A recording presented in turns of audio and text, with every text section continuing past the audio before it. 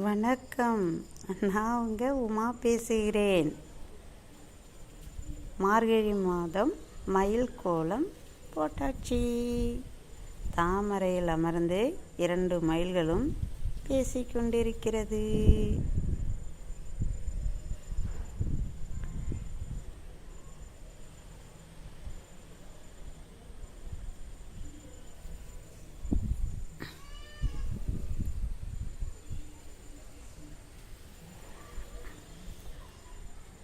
காற்று அதிகமாக அடிக்கிறது. கோலம் போடும் பொழுதே கலைகிறது. பச்சரிசி என்பதனால் இந்த மாவு அப்படியே இருக்கிறது. கலர் மாவு போட்டால் உடனே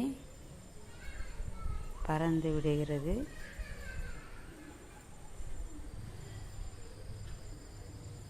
கோலம் போட்டாச்சு.